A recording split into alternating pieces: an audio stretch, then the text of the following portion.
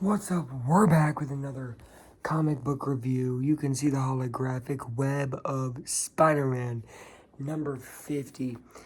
Number 90, giant-sized annual 30th anniversary. Okay, get all that out of the way.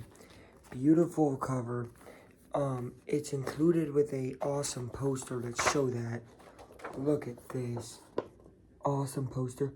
And those are the first two things I saw was the cool cover. And then I opened up, looked at the cool poster, and I thought to myself, I don't know if I'm going to read this, because I opened it at the first page. I was like, I don't know. Sometimes ones like this, 30th anniversary, you know, they pull at nostalgia, heartstrings, yada, yada. It's usually not written the best and everything. Let me tell you, immediately off the bat, just to open up, because I don't like to beat around the bush, this is one of the best comics I've read. Ever. This is a 9.5 out of 10. I'm not going to distinguish it with a 10 out of 10 because I would feel a little differently with a 10 out of 10. But this is really good. Okay, spoiler alert, let's get into it. So, you've all seen Truman Show, I hope. It's a show movie, really, where a guy is on a show and he doesn't know it. And he's, you know, basically getting other people to act in his life. That's like the plot of half of this.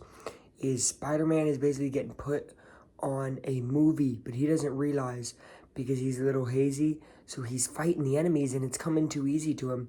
And it's all a game. It's all fake. And he's realizing it over time in the comic. And it's so interesting, right? As he's figuring it out. Like, why am I able to defeat Hobgoblin, Green Goblin, Venom? All these guys that are really hard to defeat.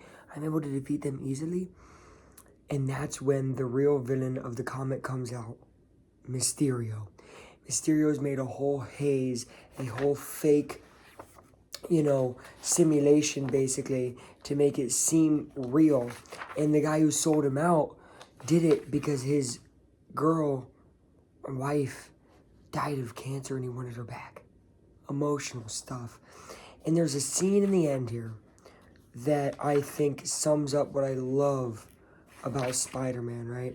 So, which, look, they even, like, faking MJ. He's like, you're not MJ. What's really going on here?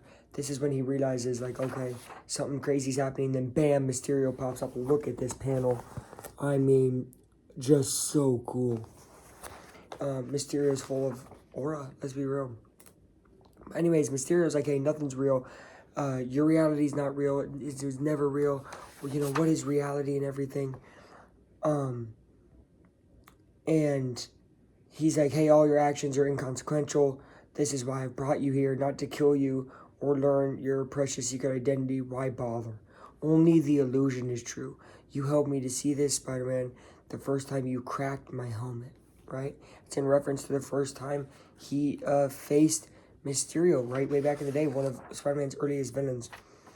But then he punches back and says, my life is real, which is super cool. And then we get this, which is probably what brought this up to a 9.5 for me. This right here is phenomenal, right? Because he goes, please, hero, give in. None of it matters. That's where you're wrong. It all matters. Everything I've done matters. All the pain and suffering I've seen and that I've prevented, all of it matters. Does this feel like an illusion? Your chemicals have warped your mind. Everything you say contradicts itself. If all is an illusion, why did you need Max? Right? That's the dude who's in on this. You needed a piece of reality to make it work. Reality. Accept it. Just. And he turns. Max says, no, Trudy, no. Don't go. I can't live without you, please. My Trudy's been taken away from me again. First by the cancer last year. Mysterio gave her back to me so that I'd help him. Now she's gone again. I can't live on without her. What Mysterio gave you was nothing more than an illusion. It wasn't Trudy. He was trying to delude you into buying into his warped philosophy. Your memories of Trudy will keep her alive. It's our memories that count. That's the reality, Max. These 2 pages, I'm about to get teary-eyed. It's phenomenal. This is, like, amazing. This is movie stuff. This is what you want to see on the big screen. This is what, you know, you want a moment of everybody to think. This is, like, phenomenal.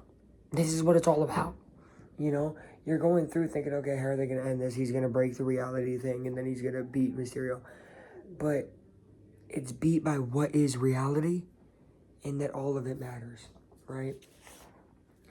And then Spider-Man just goes back to his regular life and kisses MJ on the cheek, and she goes, what was all that for?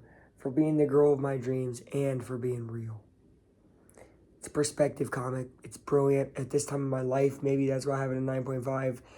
Maybe you read it, you think it's an 8. This hit me today. I enjoyed it so much. I think it does a great job at looking at, you know, the 30th anniversary of Spider-Man, and it even says Stan Lee, Steve Ditko, John Romita, soul and inspiration. Shout out to them. Shout out to, let's get the writer a shout out here. Howard Mackie, you did phenomenal. This is a good comic. It's a must read. Thank you for watching. Love you guys. Peace.